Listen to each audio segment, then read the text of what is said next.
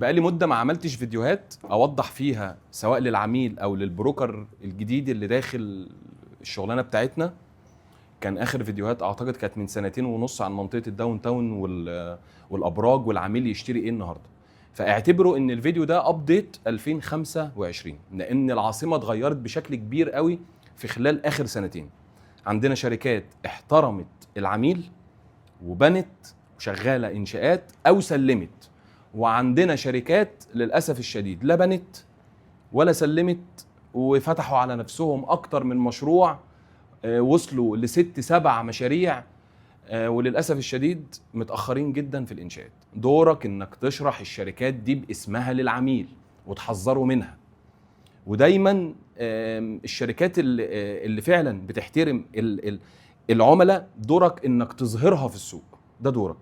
لكن الشركات اللي بتعمل إغراءات للعميل وفي نفس الوقت هي ما عندهاش أي بلان لمشاريعها لا تشغيليا ولا إنشاءات لازم تبعد عنها.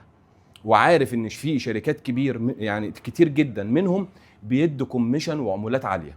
اوعى تفرح بالنقطة دي، لا خد بالك، العميل شقيان في فلوسه، العميل هو عايز يستثمر في العقار وعايز يشتري حاجة كويسة وعايز يحس إن استثماره ناجح وعايز يحس إن هو اشترى حاجة حلوة.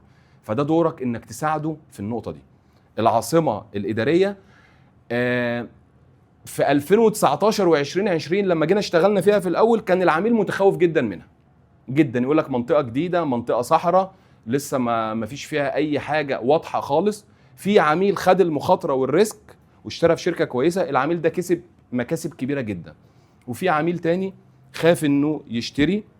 العميل ده النهارده اللي كان خايف يشتري من 2020 هو نفس العميل اللي بيسجل النهارده على فيديوهاتنا لما بقى حس ان هو مطمن ان العاصمه بقت امر واقع في السوق المصري.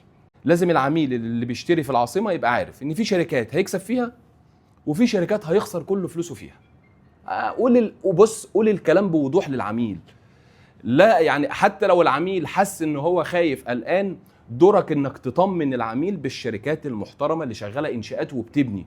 في مطور يا جماعه عامل بلان وجدول زمني للانشاءات وبيضخ فلوس، وفي مطور بياخد المقدمات والاقساط يروح يحطها في مشاريع تانية وفي اراضي تانية وياخد اكتر من مشروع ويفتح على نفسه بوابات، وفي الاخر لا بيعرف يبني هنا ولا هنا ولا هنا. دورك انك تظهره للعميل حتى لو العميل ما اشتراش معاك، بس العميل هيحترمك وهيحس ان انا فعلا لما كلمت حد من شركة سكن من عند اسلام الشاعر حس فعلا ان الراجل ده شاطر واداني معلومات كاملة وما خباش عني اي شيء.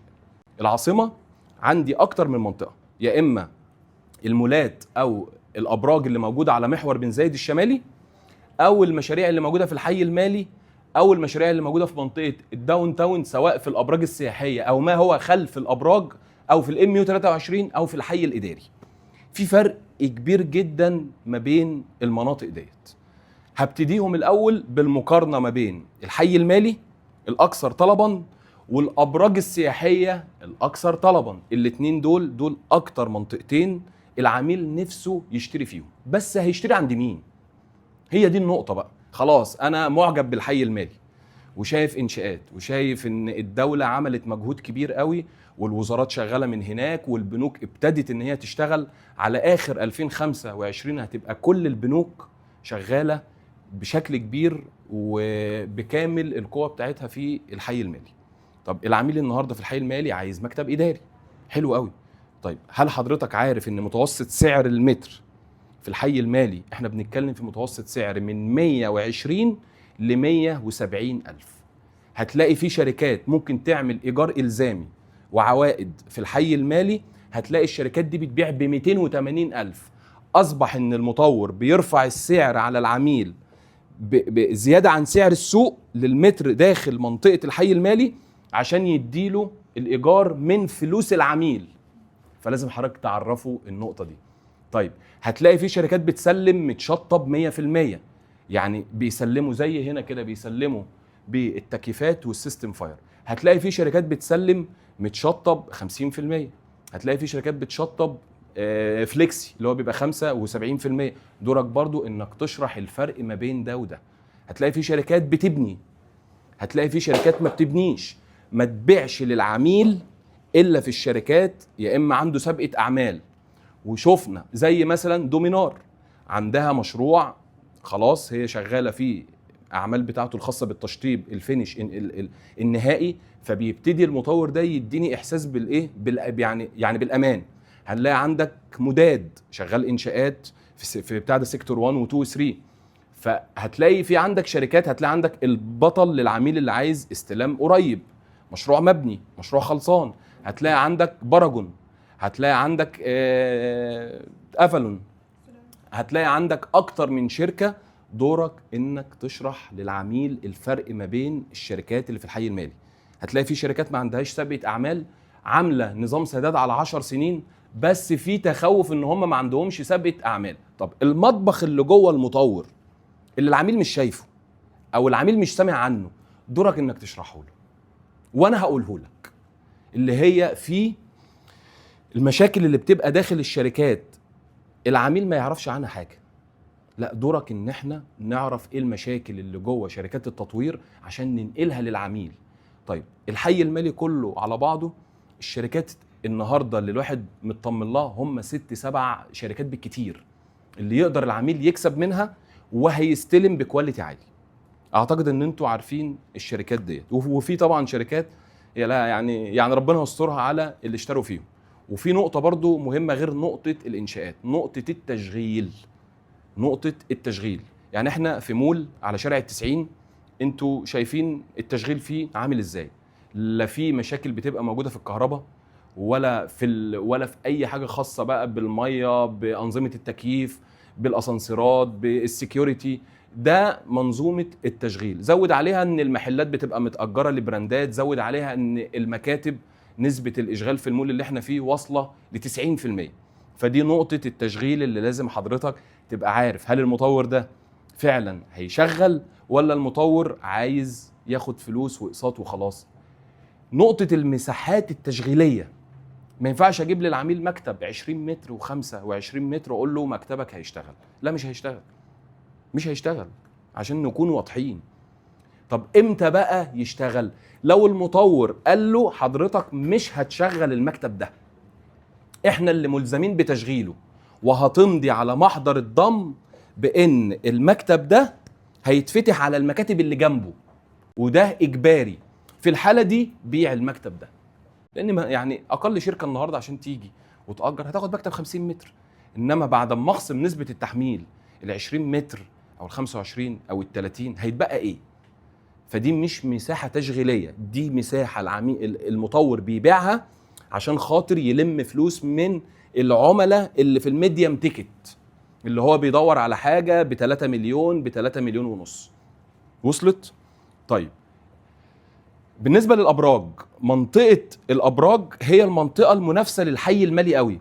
يعني العميل عشان يشتري في الحي المالي من أول 5 مليون مقدم 500 ألف جنيه، وكل 3 شهور متوسط 150 160 170 ألف عشان يقدر ان هو يشتري في الحي المالي. عندك مداد، عندك دومينار، عندك باراجون، عندك البطل، عندك ارك بلان، عندك افالون، عندك سولاس، عندك زيتون، عندك البروج.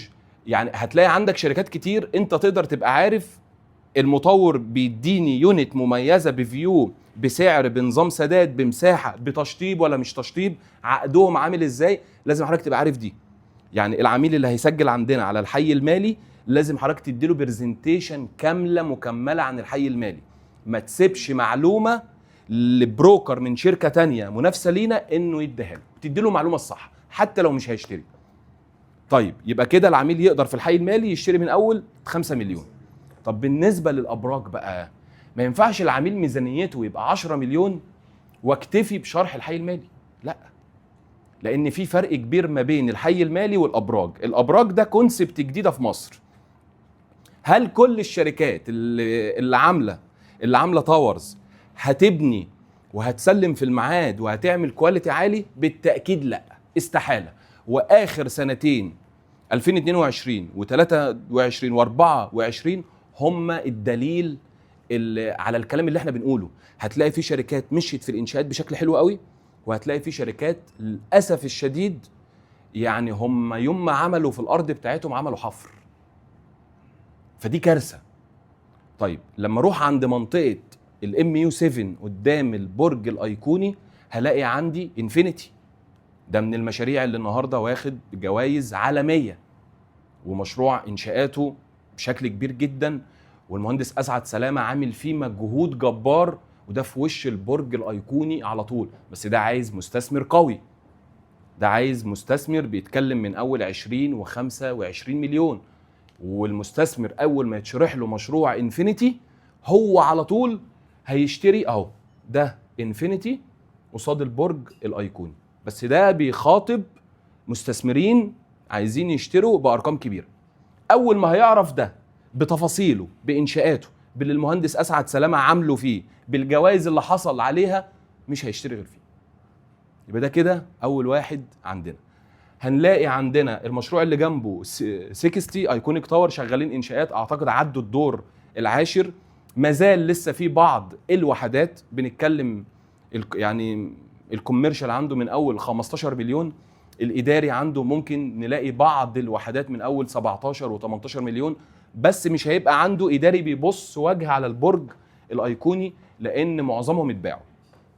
طيب المشروع الثالث امازون النهارده اعتقد ان هو عدى الدور السادس، شغال انشاءات، موجود هنا في الحته دي كده بالظبط، هنا دي اهو، ده شغال انشاءات بشكل حلو جدا. انا اخترت اكتر 3 شركات فيهم امان بالنسبه لي وامان للعميل اللي بيشتري عن طريقنا. عارف ان في شركات جنبهم مش هجيب سيرتهم، بس اعتقد ان انتوا عارفين ايه المشاكل اللي عندهم. وصلت؟ يبقى انا كده خلصت منطقه الام يو 7. ده محور بن زايد الشمالي. محور بن زايد الجنوبي في عندنا مشروع نازل لشركه اسمها ماجنا، الشركه دي عندها مشروع في منطقه الداون تاون، انشاءاته وصلت ل 35-40%. نازلين بفكره جديده اللي هي فكره القط الفرعوني، عاملين مول ارضي و9 ادوار، جايبين شركه بنتلي هي اللي بتفنش الدور التاسع، بيبيعوا المكاتب الاداريه متشطبه بالكامل بالفرش بتاعها، متوسط سعر المتر 140,000. ده في الاداري. ده محور بن زايد الجنوبي. المشروع ده قريب جدا وبيبص على البرج الايقوني، الدور الارضي والاول تجاري بس. ممكن العميل يجيب محل في منطقه البلازا في الدور الارضي من اول 12 مليون، بيدفع 10% والبيع على 10 سنين، فده عرض حلو جدا. ونقطه القط الفرعوني اللي هم عاملين عليها ضجه، النقطة دي العملاء معجبة جدا بيها، وعملاء كتيرة هتلاقيها بيسألك على مشروع القط الفرعوني اللي على محور بن زايد. خد بالك لما المول يبقى موجود على محور بن زايد الجنوبي ده لوكيشن مميز جدا، لأن الزحمة أو كل اللي داخل العاصمة لازم يعدي من قدام المول ده. وصلت؟ بالنسبة للإداري، الإداري عنده من أول 4,500,000 برضو بيدفع 10% وبيقسط البيع على 9 سنين أو على 8 سنين، فده برضو من المشاريع الكويسة. هروح لمنطقة الداون تاون، الأبراج السياحية، 4 شركات أعتقد إن هم دولت اللي أنا برضو بطمن لهم جدا. عندك شركة أركا موجودة على ميدان من أهم الميادين اللي هو ميدان الداون تاون قدام فندق الماسة، إنشاءاتهم وصلت للدور ال15، شغالين، ممكن يكون عندهم بعض التأخيرات ولكنهم شغالين حلو قوي، وعاملين أنظمة سداد حلوة.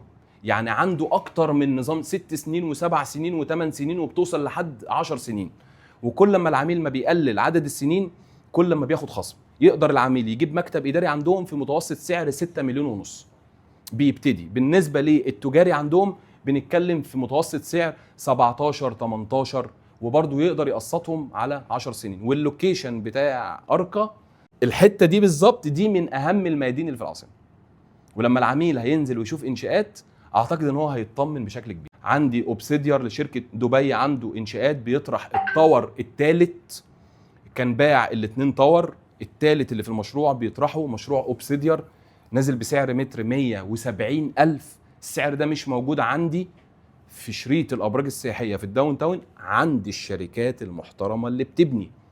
يعني لما العميل هيجي يعمل مقارنه ما بين اركا ودبي وإربلينز ونايل هيلاقي في فرق في الأسعار، هيلاقي إن أقلهم في السعر اللي يقدر يكسب عنده دبي، هيلاقي مع إن في فرق ما بين دبي والنيل، في فرق طبعا. ده مشروع نايل بيزنس سيتي 4 ناطحات سحاب شغالين في الانشاءات بشكل حلو جدا. ولكن هنا بقى في نقطه مهمه جدا، هنا بيجي دورك بقى ان العميل اللي راح يشتري في الحي المالي لو ميزانيته فوق ال8 وال9 وال10 مليون، انا لازم اشرح له نقطه الابراج السياحيه، لان في نقطه لازم العميل يعرفها، استحاله ان انت ما تقولهاش ليه. زياده السعر في السنتين وال3 سنين اللي فاتوا في الحي المالي ما كانتش بنفس الزياده اللي حصلت في الابراج. يعني كنت هتلاقي ان الابراج بقت الضعف. طب ايه الدليل عندك؟ 31 نورث، انفينيتي، هتلاقي المشاريع اللي طلعت قوي وبتتشطب الواجهات بتاعتها، هتلاقي السعر فيها ضربات كبيره جدا. وهتلاقي من العميل اللي اشترى في الشركات ديت وهي لسه تحت الانشاء، هتلاقي العميل ده النهارده بيطلب اوفر 5 و6 مليون. ده بالنسبه للابراج السياحيه. يبقى كده الزياده اللي هتحصل في الابراج السياحيه لما تكون واقفه وبتتشطب وداخله على مرحله التشغيل هتبقى اعلى بكتير من الارضي و7 اللي في الحي المالي. ده يعني ده مفيش فيه خلاف عليه خالص. طب ليه يا جماعه؟ ليه اغلى؟ ليه الزياده فيه هتبقى اعلى؟ ليه التشغيل فيه والايجار سعر متر الايجار هيكون اعلى؟ لان ده كونسبت جديد في مصر. مصر مش واخده على فكره الابراج، حاجه احنا بنعملها جديده. لما تيجي بقى تبص على دبي والرياض وقطر وعندك جده وعندك الكويت، هتلاقي ان الابراج اللي موجوده في المناطق ديت سعر متر الايجار بتاعها في التشغيل عالي. فلما الابراج دي تبقى واقفه بعد تعب المطور يعني لان المطورين هيطلعوا عينيهم لحد ما يسلموا الابراج ديت متشغله بكواليتي عالي، فاللي اشترى في الابراج السياحيه هيكسب اكتر بكتير من اللي اشترى في اي منطقه في العاصمه. فلازم العميل يعرف ده. طب العميل لو عنده تخوف من المطور والانشاءات والتشغيل، ده دورك انت في شركات موجوده، انا برضو مش عايز اقول اسمها، يعني ما بحبش اقول اسم غير الشركات الكويسه، بس هتلاقي في عندك شركات يعني موجوده هنا استحاله ان انا اقولها للعميل، استحاله، وسعرها ممكن يكون مناسب جدا ليه، مش هقولها لان لا انا مطمن للمطور ولا انا مطمن لنقطه التشغيل، مش مطمن للاثنين، يبقى بالتالي انا مش هقولها. يبقى انا لو هكلم العميل على منطقه الداون تاون، نايل بيزنس سيتي بيتبني، المهندس محمد طاهر شغالين فيه بشكل قوي جدا ليل ونهار، شغالين حلو قوي، سعره بيزيد قوي. العميل اللي اشترى عندهم، العميل ده كسب ومش كسب على الورق، لا، نايل بيزنس سيتي سنه عن سنه عن سنه عن سنه سعره عمال يضرب ومحدش متوقع سعره هيبقى كام، لان التجاري فيه عدى ال600,000 والاداري فيه عدى ال230,000. عندهم نظام البي واي بي ده، يعني انا ما بحبش الايجار الالزامي والعوائد، يعني انا بطبعي ما بحبهاش، بس انا لو هختار شركه العميل عايز يدفع مرتين وما يحطش اي شيكات ولا يبقى ملتزم باي اقساط، ويبقى المطور هو اللي شايل نقطه التشغيل باللي جاي بالكلام ده كله ومريحه من نقطه الاقساط، اعتقد ان النظام بتاع البي واي بي ده كويس، وده لازم تشرحه للعميل. طيب هنيجي، طب لو العميل مش عايز نظام سداد عادي جدا وسعر متر يقدر يكسب منه، عندك اوبسيديار هيشتري بسعر متر 170,000 ويقسط على 7 سنين او على 6 سنين، وشغالين انشاءات بشكل سريع قوي. وجنب 31 نورث، 31 نورث النهارده عدى 300,000، ولو في وحده النهارده استلام سنه ونص، العميل هيدفع يعني ممكن يدفع مثلا 25% والباقي على 3 سنين 4 سنين. فلما اجيب في قطعه الارض اللي جنبه اوبسيديار، لا هيكسب. عندي اركا، يبقى انا عندي ليفل تاور، يعني ايميل عبد الله شغال انشاءات بشكل حلو جدا، والعملاء عشان خاطر سابقه اعمالهم بيطمنوا وبيبقوا حابين ان هم يشتروا في الشركه دي. يبقى 4 شركات في منطقه الداون تاون هي اللي من وسط المولد اللي موجود هناك، سهلتها اهو خالص عليكم. طب ما هو خلف الابراج بقى؟ ما هو خلف الابراج من سنتين كان حاجه ودلوقتي حاجه تانية، او من 3 سنين كان حاجه ودلوقتي حاجه تانية. واعتقد ان انتوا كلكم نزلتوا العاصمه وشايفين. هل انتوا خلف الابراج بيعجبكم؟ هل هو انت تشتري فيه؟ لا طبعا. هتلاقي فيه تخوف، هتلاقي فيه حاجه مش مظبوطه، هتلاقي ان 10% من الشركات اللي خلف الابراج السياحيه هي اللي بنت، والباقي للاسف الشديد ما عندهمش انشاءات. اما لازم اقول للعميل ده، حتى لو العميل ما اشتراش لازم تقول. طب هتلاقي في شركات بتعمل اغراءات وهنديك شيكات وعوائد ومش عارف وايه وايه وايه وايه وايه, وإيه. لا طبعا. لو السيلز نفسه اللي بيبيع لك الفكره دي لو هو معاه فلوس وعايز يستثمر مش هيشتري في الشركه اللي شغال فيها، انا متاكد. استحاله. المطور اللي واثق من مشروعه ما بيعملش للعميل البحر طحينه عشان العميل يشتري. طيب هنطلع في نقطه. طب العميل بقى اللي هو بيتكلم في رينج 3 مليون 3 مليون ونص 4 مليون، اوديه فين؟ اشتري فين؟ في الحي الاداري. الحي الاداري ده ما بين مسجد مصر وما بين مجلس الشعب ومدينه العداله. عندي هناك شركتين ممكن العميل يشتري فيهم بالبادجت دي، وانا بعتبر ان المنطقه دي هي الحي المالي يا جماعه بالظبط لانهم قصاد بعض. فعندي اكتر من حاجه ان انا اقدر اطرحها على العميل. دي بالنسبه لي في الاداري احسن من الام يو 23، احسن من ما هو خلف الابراج. وكلامي هيزعل مطورين كتير، بس احنا ولقنا الاول والاخير للعميل. ده من يوم ما اشتغلناها، والناس اللي علمتنا الشغلانه والاساتذه اللي احنا اتعلمنا على ايديهم يقول لك دايما راس مالك وفلوسك العميل مش المطور. مش المطور. فاللي يزعل يزعل، انا ما عنديش مشكله خالص. انا اهم نقطه عندي ان العاصمه تبقى ماشيه في الشكل الكويس، لان انت عندك مستثمرين عرب بيشتروا فيها. عندك عميل، انا بايع لعميل يعني الماني وبايع لعميل اجانب اصلا كانوا جايين بالمترجمين بتوعهم، انا بايع لهم في العاصمه. ولما اشتروا في الابراج السياحيه. والله يعني العملاء الاجانب اللي انا بعت لهم في العاصمه هم ما اشتروش غير في الابراج السياحيه، وكانوا فاهمين جدا هم بيعملوا ايه. فالفرق اللي ما بين الام يو 7 والابراج السياحيه اللي في الداون تاون مفيش فرق ما بينهم. القصه كلها في ان هم متشابهين جدا. انفينيتي، امازون، 60، نايل، اركا، ايميل عبد الله، واوبسيديار دبي. دول السبع مشاريع اللي لازم اول ما تعرف ان العميل ميزانيته يقدر انه يجيب اداري فيهم لازم تشتغل معاه على النقطه ديت وتوضح له. طيب العميل بقى متخوف من نقطه الانشاءات. ما هو حضرتك انا عندي شركات شغاله انشاءات، احنا مش هنبيع عند مطور ما بيبنيش، استحاله. بس زياده السعر اللي هتحصل في الابراج لما تبقى واقفه والواجهات متشطبه وتشغيل هيبقى اغلى من شارع 90 يا جماعه عشان تبقوا عارفين. واحنا ابتدينا النهارده ان احنا نشوف ابراج بتبيع اغلى من جولدن جيت، اغلى من سودك، اغلى من 190، اغلى من مشاريع كتير. فبس طب نقطه التشغيل برضو هي مبهمه عند العميل. نقطه التشغيل انا اعتقد ان الابراج السياحيه والحي المالي هم اللي هيبقوا واخدين التشغيل او نقطه التشغيل. وكمان الدوله هتبتدي ان هي تعمل تسهيلات خاصه بالضرايب، والعاصمه اعتقد ان هي هتدخل في منطقه ان هي تبقى منطقه حره، فهيبتدوا يدوا اغراءات للشركات عشان خاطر يبقى ليهم مقرات في العاصمه. وصلت؟ بس الابراج السياحيه لما تبقى واقفه العاصمه اتحولت يا جماعه 360 درجه.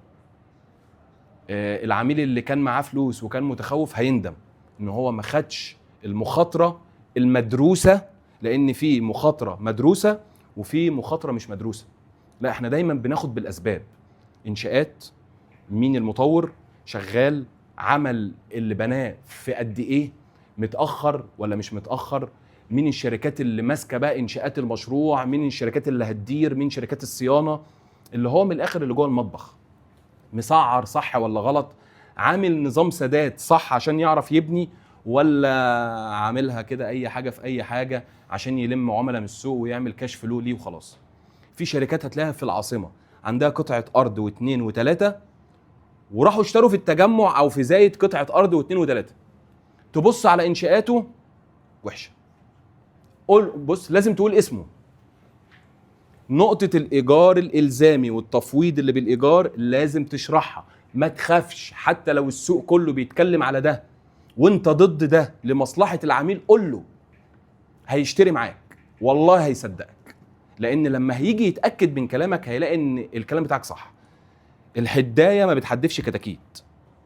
مفيش مطور بيطلع من جيبه، مفيش حد يا رحمه هيديكي من جيبه كده لله، لا، لازم يبقى هو لامم منك الفلوس اللي هيديها لك. يبقى كده اصبح ان العميل المطور بيبني بفلوسه. طب ما ده كده مش استثمار يا جماعه اصلا. طب ما يروح يحط فلوسه في البنك بقى ويعمل شهادات في بنك مصر ولا البنك الاهلي، صح ولا غلط؟ بس ويبعد بقى عن ايه، عن القصه دي. طيب مين اللي ممكن شويه نظام البي واي بي في بتاع ده نايل ده للعميل اللي هو عايز يحس ان انا ايه، لا انا معليش اقساط ودفعت مبلغين وخلاص وشكرا. نايل هي اللي بتوفر لك النقطه دي، نظام البي واي بي.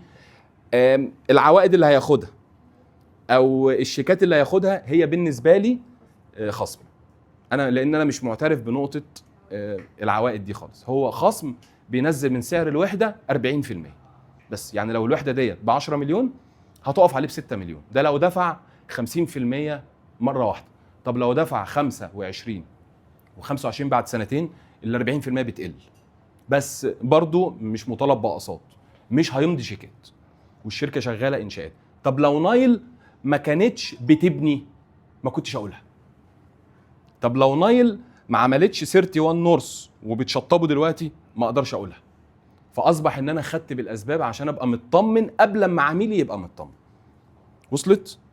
طيب بالنسبه للتجاري بقى، التجاري عميل عايز يشتري محل في بادجت ال 11 مليون.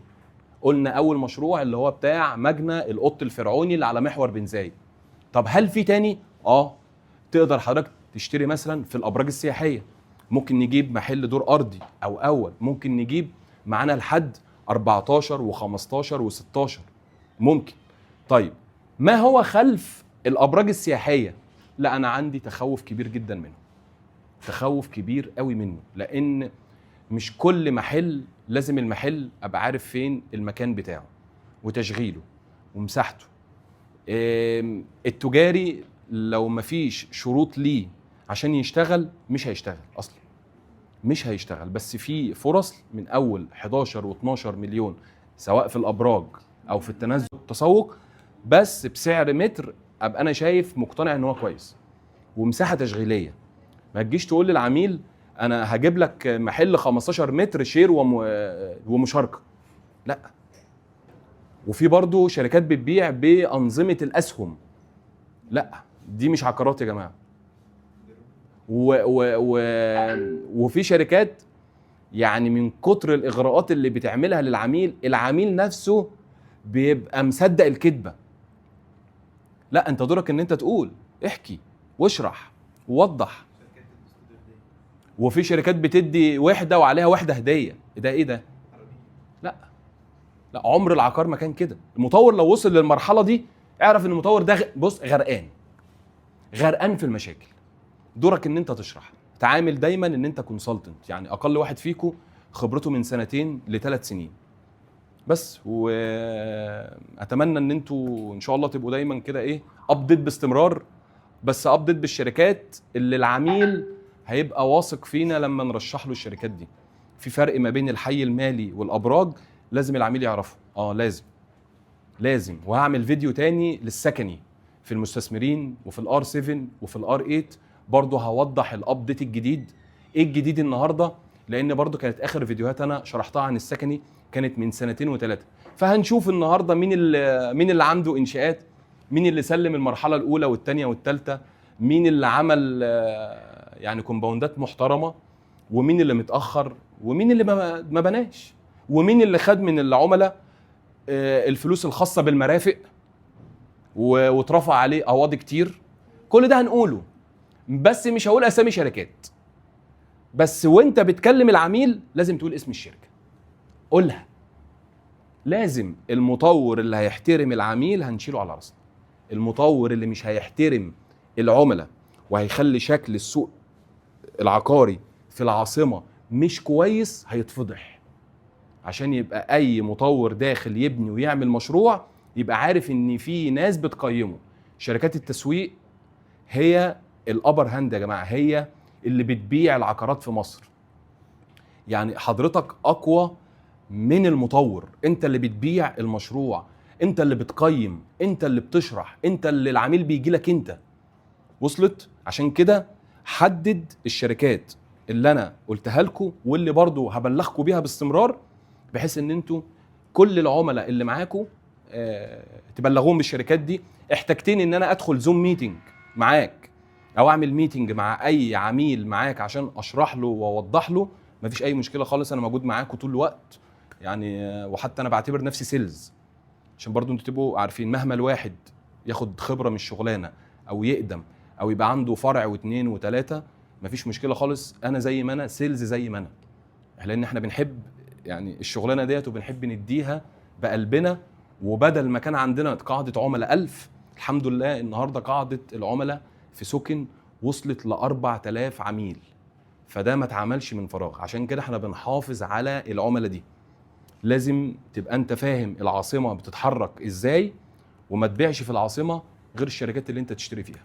وشكرا جدا لكم.